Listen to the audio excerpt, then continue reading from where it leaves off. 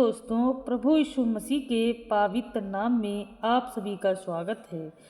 आज का यह संदेश आपके जीवन को बदल सकता है, इसलिए इसे अंत तक जरूर सुनें। आज की इस शक्तिशाली प्रार्थना में हम प्रभु के करीब आएंगे और उनकी आशीष को अपने जीवन में अनुभव करेंगे। तो सबसे पहले हम वचन पढ़ते हैं, तो सभी लोग हमारे वचनों में बने रहें। उसके बाद हम प्रार्थना करेंगे। 2 कुरिन्थियों 5:7 में लिखा है, क्योंकि हम विश्वास से चलते हैं, ना कि देखने से। इस वचन का मतलब यह हुआ कि हमारा जीवन केवल उन चीज़ों पर आधारित नहीं होना चाहिए जो हम अपनी आंखों से देख सकते हैं। बहुत बार हमारी परिस्थितियाँ कठिन होती हैं, जैसे बीमारी, गरीबी या परेशानियाँ, जहाँ हमें कुछ अच्छा दिखाई नहीं देता, लेकिन परमेश्वर चाहता है कि हम अपने विश्वास को मजबूत रखें। विश्वास का मतलब है यह भरोसा करना कि परमेश्वर हमारे साथ हैं, भले ही हमें उसका काम तुरंत ना दिखाई दे। जब हम केवल देखने पर निर्भर रहते हैं तो हम जल्दी डर जाते हैं और निराश हो जाते हैं, लेकिन जब हम विश्वास से चलते हैं तो हम जानते हैं कि परमेश्वर हमारे लिए काम कर रहा है जब सब कुछ उल्टा दिखता है। इसलिए यह वचन हमें सिखाता है कि जीवन में हर परिस्थिति में परमेश्वर पर भरोसा रखें, क्योंकि उसका प्लान हमेशा हमारे भले के लिए ही होता है। हालेलुया। अब दूसरा वचन पढ़ते हैं। यशायाह 40:29 में लिखा है, वह थके हुओं को शक्ति देता है, शांति देता और निर्बल को बहुत बल प्रदान करता है। यह वचन हमें बताता है कि जब हम कमज़ोर, थके या टूटे हुए अपने आप को महसूस करते हैं, तब परमेश्वर हमें नई शक्ति देता है। जीवन में ऐसे समय आते हैं जब हम मानसिक, शारीरिक या आत्मिक रूप से थक जाते हैं, जैसे पढ़ाई का दबाव, परिवार की समस्याएं या बीमारी। परमेश्वर कहता है कि वह हमारी कमजोरी को देखता है और हमें अकेला नहीं छोड़ता। वह हमें अंदर से ताकत देता है ताकि हम फिर से खड़े हो सकें। यह ताकत केवल शरीर की नहीं होती, बल्कि दिल और आत्मा की भी होती है। इसका मतलब है कि हमें हार मानने की जरूरत नहीं है। जब भी हम कमज़ोर महसूस करें, हमें परमेश्वर के पास जाना चाहिए, क्योंकि वही हमें फिर से मजबूत बना सकता है। हालेलुया। अब हम तीसरा वचन पढ़ते हैं। कुरिन्थियों 10:13 में, परमेश्वर विश्वास योग्य है, वह तुम्हें तुम्हारी शक्ति से बाहर परीक्षा में ना पड़ने देगा। यह वचन हमें आश्वासन देता है कि हमारे जीवन में जो भी कठिनाइयाँ या परीक्षाएं आती हैं, वे हमारी सहन करने की क्षमता से बाहर नहीं होती। परमेश्वर जानता है कि हम कितना सह सकते हैं। जब हम किसी समस्या में फंसते हैं, जैसे गलत आदतें, बुरी संगति या कठिन हालात, तो हमें लगता है कि हम इससे बाहर नहीं निकल सकते, लेकिन परमेश्वर वादा करता है कि वह हमेशा एक रास्ता देगा जिससे हम उस स्थिति से बच सकें। इसका मतलब यह भी है कि हमें अपने फैसलों में सावधान रहना चाहिए और परमेश्वर पर भरोसा रखना चाहिए। अगर हम उसकी ओर देखें तो वह हमें सही रास्ता दिखाएगा। हालेलुया। अब हम चौथा वचन पढ़ते हैं। यशायाह 26:3 लिखा है, जिसका मन तुझ पर स्थिर रहता है, उसकी तो पूर्ण शांति में रक्षा करता है। यह वचन हमें बताता है कि सच्ची शांति केवल परमेश्वर से आती है। आज की दुनिया में लोग बहुत चिंता, डर और तनाव में रहते हैं। भविष्य की चिंता, पढ़ाई का दबाव या रिश्तों की समस्याएं।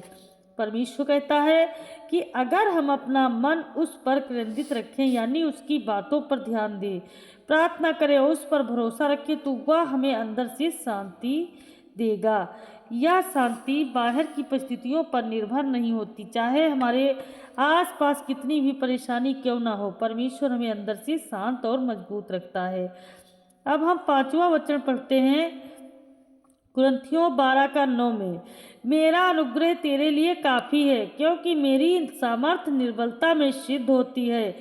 इसका अर्थ ये लिखा हुआ है कि इसका वचन परमेश्वर हमें एक बहुत गहरी सच्चाई सिखाता है कि हमारी कमजोरी ही उसकी ताकत दिखाने का मौका बनती है।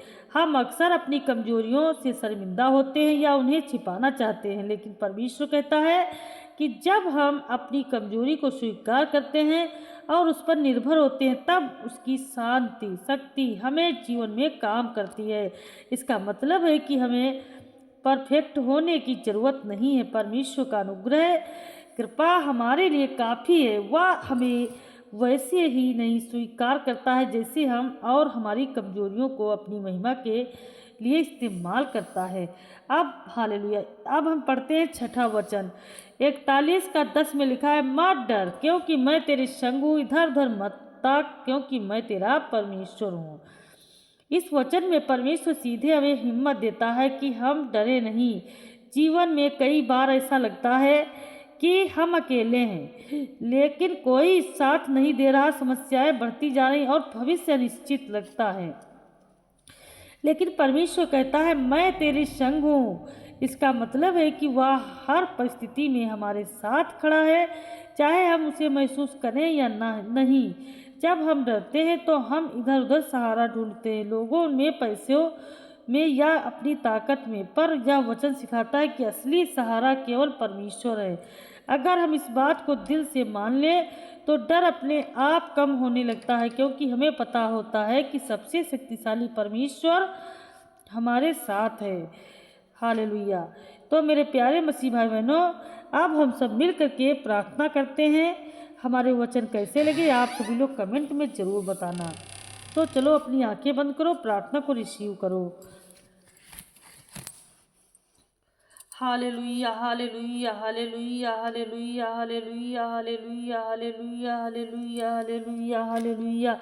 पवित्र पवित्र पवित्र पवित्र पवित्र सेनाओं के यहोवा पिता परमेश्वर प्रभु जी, आपका धन्यवाद करती हूँ पिता परमेश्वर, आपके नाम की महिमा व तारीफ करती हूँ। हे मेरे पिता परमेश्वर प्रभु जी, आज तेरी स्तुति करती हूँ, तारीफ करती हूँ। मेरे करुणा निधान दयालु पिता, आपके नाम की महिमा हो।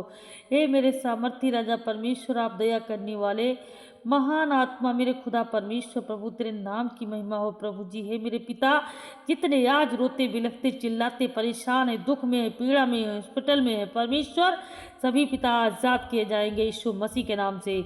आज जिनके घरों में जादू टोना है पिता परमेश्वर, बार बार अटैक कर रहा है प्रभु, इनके बच्चों पर, के परिवार के सभी सदस्यों पर परमेश्वर पिता प्रभु, हर प्रकार का जादू टोना कट जाए यीशु मसीह के नाम से, निकल जाए। हे मेरे पिता परमेश्वर, जिनके कामों में गड़बड़ी डाल रहा शैतान परमेश्वर, आज प्रभु इनके काम सफल हो यीशु मसीह के नाम से। आज मेरे पिता परमेश्वर, कोई बिजनेस खोलना चाहता है, कोई किसी प्रकार का नया कार्य करना चाहता है, कारोबार बढ़ाना चाहता है, मेरे खुदा कोई भी शैतानी ताकत इनको कमजोर ना करने पाए। प्रभु आपका आशीष सदैव बना रहे। प्रभु ये उन्नति करे परमेश्वर, तेरे लिए 10वें अंश के लिए तैयार हो जाए यीशु मसीह के नाम से। मेरे खुदा परमेश्वर पिता प्रभु, आज हर एक किसान मसीह भाई बहनों के लिए मैं प्रार्थना करती हूँ प्रभु, इनके खेतों में फसलें लहलहाए परमेश्वर पिता प्रभु, जो कुछ भी बोए प्रभु, उसमें पिता बहुत सारी ज़्यादा से ज़्यादा उन्नति हो यीशु मसीह के नाम से। मेरे खुदा परमेश्वर प्रभु जी, आप इनको पिता परमेश्वर फलवंत बनाओ यीशु मसीह। है मेरे खुदा सामर्थी राजा परमेश्वर, आज प्रभु हर प्रकार से इन सभी मसीह भाई बहनों के कष्टों को दूर करो प्रभु जी। जितने हमारे चैनल के द्वारा प्रार्थना को रिसीव करते हैं परमेश्वर, कोई जीवन में इनके कोई कष्ट नहीं आएगा, कोई दुख नहीं आएगा परमेश्वर प्रभु, सब हर प्रकार से शांति ही शांति शांति शांति शांति आएगी मेरे खुदा परमेश्वर। इनके सारे काम रुके हुए खुल जाएंगे यीशु मसीह के नाम से।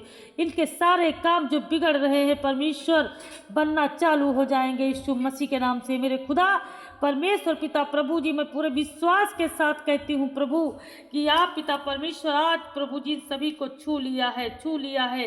जितने आज बीमार हैं चंगे हो चुके हैं यीशु मसीह के नाम से।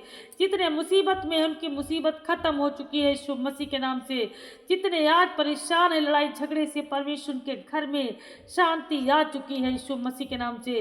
जिनके घर में पैसों की कमी है मेरे खुदा परमेश्वर, मेरे सामर्थी राजा पिता, हर पिता परमेश्वर हर प्रकार से प्रभु आज इनकी आशीष खुल चुकी है यीशु मसीह के नाम से। मेरे पिता परमेश्वर प्रभु, आप दया करो प्रभु, आप दया करो पिता परमेश्वर, मेरे करुणा निधान दया करो। मुझे विश्वास है परमेश्वर कि आपने सभी एक एक को छू लिया है, आजाद कर दिया है परमेश्वर, इन्हें आशीष दिया है। मेरे खुदा परमेश्वर, तेरे नाम की महिमा हो, तेरे नाम की तारीफ करती हूँ। Hallelujah hallelujah hallelujah hallelujah hallelujah hallelujah hallelujah hallelujah hallelujah. हे मेरे सामर्थी राजा परमेश्वर, आप दया करो प्रभु जी, इन सभी के पापों गुनाहों को क्षमा करो। हालेलुया, आमीन आमीन आमीन। मिलते हैं अगली वीडियो में मेरे प्यारे मसीह भाई बहनों, तब के लिए जय मसीह की, जय मसीह की। हालेलुया।